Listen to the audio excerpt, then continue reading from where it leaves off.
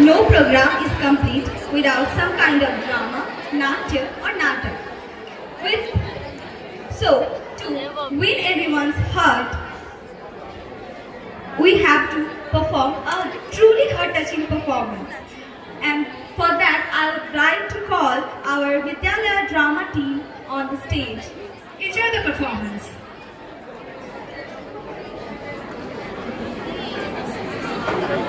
TV.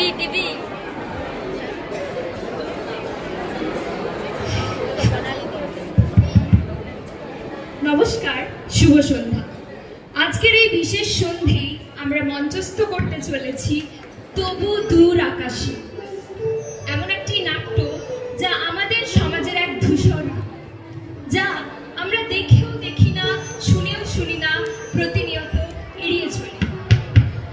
এই নাট্যটি অনুপ্রেরিত হয়েছে 2021 সালে প্রকাশিত এক নাট্য ছবি দ্য গ্রেট ইন্ডিয়ান কিচেন থেকে। ছবিটি বহু প্রশংসিত হয়েছে এবং নানান ভাষায় পুনর্নির্মিত হয়েছে। এই ছবিটিকে নাট্যরূপে তুলে ধরেছে আমাদের বিদ্যালয়ের এক ছাত্রী পৌশালী মুখার্জি। নাট্যটির নির্দেশনায় এবং পরিচালনায় রয়েছে সৌমিক সোম, শ্রেয়া সাধু এবং পৌশালী মুখার্জি।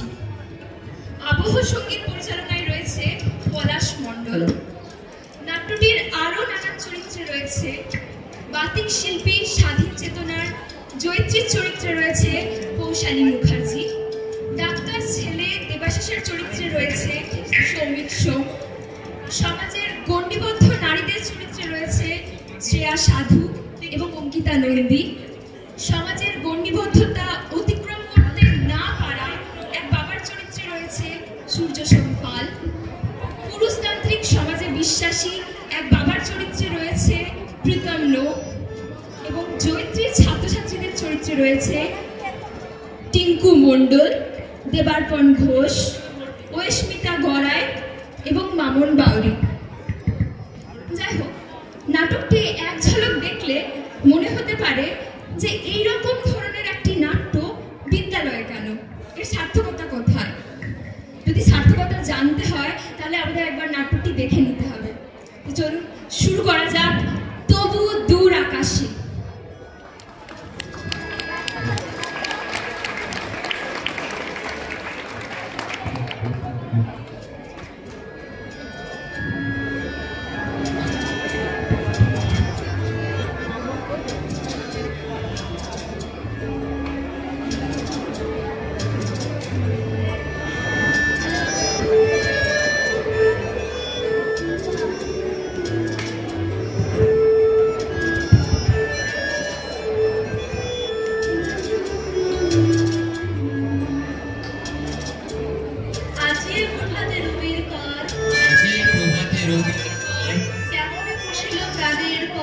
কেমনে পশিল প্রাণের পর, কেমনে পশিল গুহার আধারে প্রভাত পাখির গান, কেমনে পশিল গুহার আধারে প্রভাত পাখির গান। না জানি কেন রে এতদিন পরে জাগিয়া উঠিল প্রাণ, না জানি কেন রে এতদিন পরে জাগিয়া উঠিল প্রাণ, জাগিয়া উঠেছে প্রাণ, জাগিয়া উঠেছে প্রাণ। ওরে উথলে উঠিছে বাড়ি, ওরে উথলে উঠিছে বাড়ি, ওরে প্রাণের বাসনা প্রাণের আবেগ রুথিয়া রাখিতে নারী, ওরে প্রাণের বাসনা প্রাণের আবেগ রুথিয়া রাখিতে নারী।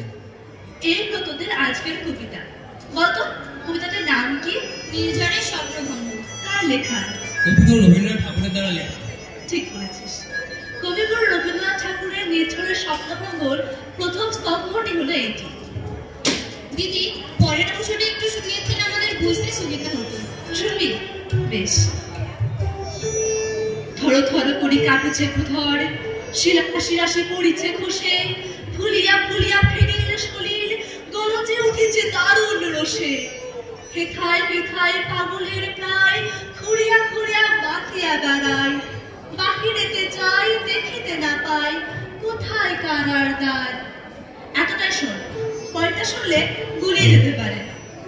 দিদি, তুমি আছো বলে আমাদের আবৃত্তি শেখা, না হলে এই গ্রামের বাচ্চাদের ইচ্ছের কদর করে কজন? আচ্ছা দিদি, তোমার বিয়ে হয়ে গেলে আমাদের কি আর এমন যত্ন করে কেউ আবৃত্তি শেখাবে না?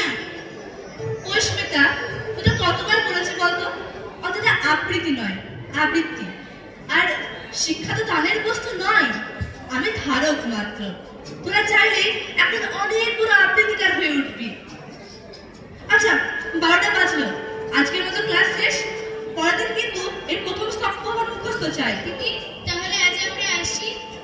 ওঠ, তুই মুখস্থ করে আসবি কিন্তু। ঠিক আছে।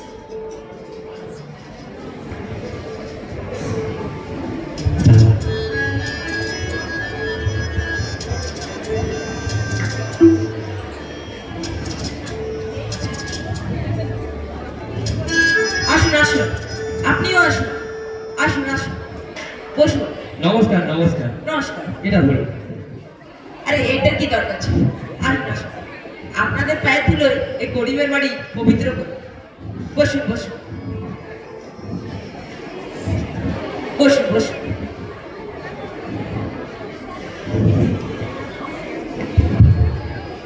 এ হচ্ছে আমার ছেলে দেবাশিস, নমস্কার। আর ইনি হচ্ছেন আমার স্ত্রী শর্মিষ্ঠা। নমস্কার। ইনি হলেন আমার স্ত্রী সুপর্ণা। নমস্কার। তা আপনাদের আসতে কোনো অসুবিধা হয়নি তো? একদম না, একদম। আমাদের গ্রামের রাস্তাগুলো বড় খারাপ। ঠিকই আছে। আরে দাদা কি বলছেন, আজকাল গ্রামের লোকেদের আর কদর কে করে? দেখছেন না চারিদিকে কেমন খারাপ অবস্থা। সে তো দেখতেই পাওয়া যাচ্ছে। তা আপনাদের আসতে কোনো অসুবিধা নেই তো? একদম কিছু অসুবিধা হবে না। তাহলে বেশ।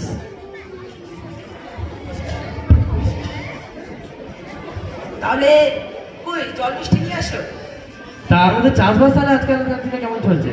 আমাদের চাষবাস আগের বছর থেকে এবারে অনেক ভালোই হয়েছে। না না, আজকাল আবার প্রকৃতিটা একটু আমাদের সঙ্গে খেলাধুলা করছে তো, তাই। হ্যাঁ, কিন্তু ভালোই হয়েছে। একটু মিষ্টি মুখ করে। সবাই কিন্তু ভালোভাবে খাবেন, কেউ লজ্জা করবেন না। হ্যাঁ হ্যাঁ, খাওয়া তো হবে পরেও, কিন্তু আশাটা যেই জন্য হলো সেই আশাটা কিন্তু ফলপ্রসূ হওয়া যায়। অবশ্যই অবশ্যই। আসলে আমার ছেলে অনেকদিন ধরে মেয়ে দেখছে, কিন্তু একটা মেয়েও আর তার পছন্দ হয় না। আমাদের দাবিটা খুব সাধারণ, ওই মেয়ে শান্ত ও সুশীল হলেই হবে। তা আমরা মেয়ে বলে তাকে ডাকুন। কই মেয়েকে নিয়ে এসো।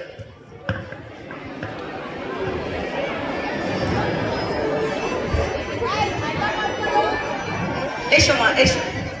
এসো এসো, বসো। তার নাম কি? জয়িত্রী। তা আপনাদের ছেলেকে দেখে তো ভালোই শান্তশিষ্ট মনে হলো। তা বাবা তুমি তো ডাক্তার, তোমার পড়াশোনা কোথা থেকে? আমি পড়াশোনা করেছি কলকাতা মেডিকেল কলেজ থেকে, মানে এমবিবিএস পাস করেছি কলকাতা মেডিকেল কলেজ থেকে। এখন আমি এমস কল্যাণীতে এখন জেনারেল ফিজিশিয়ান হিসেবে কাজ করছি। বাবা আসলে আজকাল ছেলে প্রচুর ব্যস্ত থাকে, সকাল থেকে সন্ধ্যে শুধু টুকি দেখতে দেখতেই পেরিয়ে যায়, একটুখানি শান্তিতে বাড়িতে বসার সময় হয় না। সংসারে যে সমস্ত মানুষের সমাজে যে সমস্ত মানুষের যা কিছুই হোক না কেন, সেই ছেলের কাছেই চলে আসে। আজকাল আমাদের সমাজে দেবাশিসের শিক্ষা দিতে সবাই পঞ্চম। তা তো বটে, তা তো বটে। তা মেয়েকেও তো ছেলের সমকক্ষ হতে হবে। নিন আমার মেয়ের সঙ্গে আপনারা একটু কথাটা সেরে নিন। তা মা, আমি তো শুনেছি তুমি বাবা মায়ের একমাত্র মেয়ে, রান্নাঘরে পা পড়ে তো? হ্যাঁ, সারাক্ষণ রান্না করে না কাটালেও মায়ের কাছে অনেক রান্না শিখেছি। বা তাহলেই হবে, তাহলেই হবে।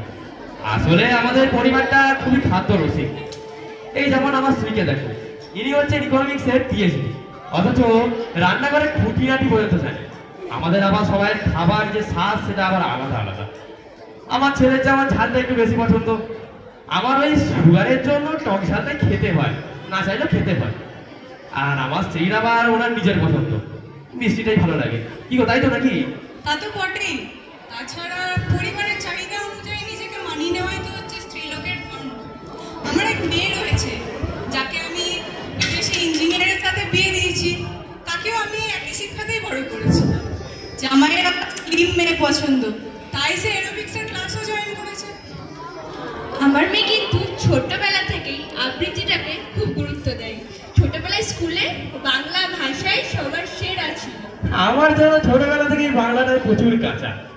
ছোটবেলায় ওই পরীক্ষার আগে বাংলাটা খুলে বসলে বলতো, এটা আমার একটা সাবজেক্ট হলো নাকি। তা মা, তুমি তাহলে এবার ভেতরে যাও, আমরা কথাবার্তা সেরে নিই। যাও যাও, ছেলেকেও আমাদের বাড়ি ঘর একটু দেখে দিয়ে আসো। চলো বাবা, আমি তোমাকে বাড়ির চারপাশে একটু ঘুরিয়ে দেখাই।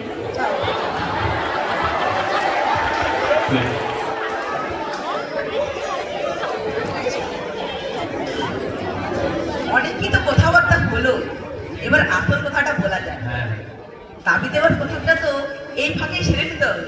তা আপনাদের যা ইচ্ছা একটুকু। আমাদের পরিবারটা খুবই সাজানো গোছানো, সবই আছে, আমাদের বেশি কিছু লাগবে না।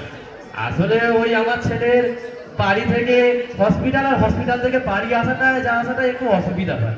তা আপনি যদি ওই একটা গাড়ি একদম একদম আর ওই 10 ভরি সোনা আর লাখখানেক টাকা কি বোঝাইতে নাকি? বেশি কিছু চাই না আমার। আসলে আমার ছেলেকে দেওয়া মানে তো বিয়ের পর আপনার মেয়েরই হয়ে যাবে, আপনার ঘরেই বাঁচবো, সবই তো সেই ওদেরই থাকবে। তা আপনাদের চিন্তা করার একদম দরকার নেই। আমি আমার মেয়েকে অনেক আদর যত্ন করে ছোটবেলা থেকে বড় করেছি। সেই তো অবশ্যই, সেই তো অবশ্যই। সে যদি আপনাদের কাছে ভালো থাকে তাহলেই আমার সব ভালো। আপনি একদম চিন্তা করবেন না, আমি আপনার মেয়েকে খুব মানে আমার ছেলে আপনার মেয়েকে খুব ভালো লাগবে। তাহলে এটাই ঠিক রইল। হ্যাঁ, এই কথাটাই রইল। তাহলে আজ আমরা উঠি। ঠিক আছে, নমস্কার। নমস্কার।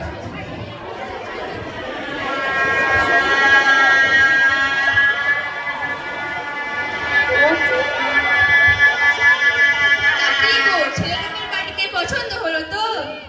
ছেলেদের আমাদের মেয়ে খুবই পছন্দ। তারা আমাদের মেয়ের অনেক নাম করলো। তা আমাদের মেয়ে তো চারিদিক দিয়েই অনেক ভালো। সে তো অবশ্যই। কিন্তু মনে একটা দুঃখ এই, মেয়েকে ছোটবেলা থেকে এত আদর যত্ন করে বড় করলাম, সে আবার আমাদের ছেড়ে চলে যাচ্ছে। ঘরটা কেমন ফাঁকা ফাঁকা থাকে। তুমি একজন দায়িত্ববান স্বামীর পাশাপাশি একটা ভালো বাবাও। তুমি নিজের মেয়েকে পূর্ণ স্বাধীনতা দিয়ে মানুষ করেছো। তোমার মেয়ে শ্বশুর বাড়িতে তোমার আশীর্বাদে ভালোই থাকবে। যা হয়েছে ভালোই হয়েছে, ভগবান যা ইচ্ছা ঠাকুর মনের জন্যই করে। চলো, রাতে অনেক রাত হলো, খাবারটা খেয়ে নেওয়া যাবে। হ্যাঁ, চলো চলো।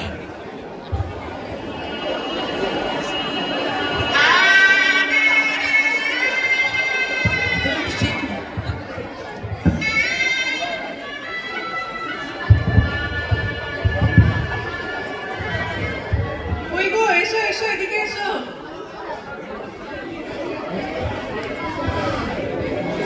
বসো।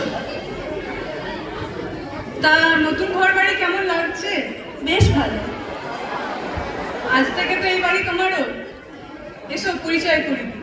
ওইদিকে বাঁ দিকে সিঁড়ির উপর যে রুমটা, ওটা হচ্ছে আমাদের রুম, অর্থাৎ আমার আর তোমার শ্বশুর মশাই।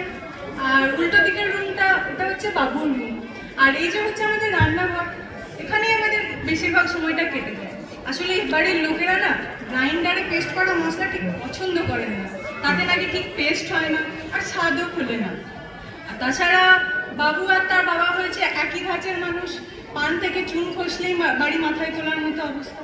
যেমন ধরো, সবজিতে আলু বা বেগুনের তো একটা পরিমাণ রয়েছে, বেশি হলে তো চলবেই না, আবার কম হলেও তা নিয়ে অসন্তোষ প্রকাশ। তোমাকে এসব বুঝে নিতে হবে ধীরে ধীরে। বয়স হচ্ছে তো আমার। একটা কথা বলবো মা? বলো। আমি তো শুনেছি আপনি ইকোনমিক্সে পিএইচডি। আপনার কোনোদিন বাইরের জগতে নিজেকে প্রতিষ্ঠা করার কথা মাথায় আসেনি? বাইরের জগৎ? না না, বাইরের জগৎ বা ভেতরের জগৎ বলে আমি আমার জগৎকে আলাদা করে দিই। আমার একটাই জগৎ, এই সংসার। হ্যাঁ, বিয়ের পর পর মনে হতো ঠিকই যে আমারও বাকিদের মতো একটা কর্মজীবন হতে পারে, কিন্তু সাংসারিক চাপে পড়ে আর সেসবের দিকে সময় হয়নি। আর সাফল্য? সাফল্য পেয়েছি তো। স্বামীর ব্যবসা বৃদ্ধি হয়েছে, ছেলে ডাক্তার হয়েছে, সবাই সুখে শান্তিতে রয়েছে। এই তো জীবনের চরম সাফল্য। আর কি চাই? কি হয়েছে? মা, বলছি তোমার কিচেন গার্ডেনের ব্যাপারটা কি গো? কিছু তো দেখলাম না ধরেছে। হ্যাঁ, তুই ওসব বাদ দে তো। তুই বরং এক কাজ কর, তুই বৌমার সাথে গিয়ে বাইরে ঘুরে আয়। বাইরে ঘুরতে যাবো? তুমি খেপে গেছো নাকি? বাইরে যাওয়া মানে কত টাকা খরচা তুমি জানো? কারি কারি টাকা নষ্ট হবে বাইরে গেলে। আর সংসার মানে যেখানে সঞ্চয়, আমার মনে হয় না বাইরে যাওয়াটা। আর যেখানে আমার মায়ের পায়ে স্বর্গ আর বাবার পায়ে বিশ্ব, সেখানে আর ঘুরে কি লাভ? হ্যাঁ শোনো মা, তুমি একটা কাজ করো। আমি শুনেছি না খুব ভালো রান্না জানে, তো আমার পছন্দের রান্নাগুলো একটু শিখিয়ে দাও না। বেশ, তা না হয় আমি শিখিয়ে দেবো। তোরা গল্প কর এখন, আমি আসি। না কেন থাকো তুমি, কি হলো? অনেক কাজ পড়ে রয়েছে, তোরা গল্প কর।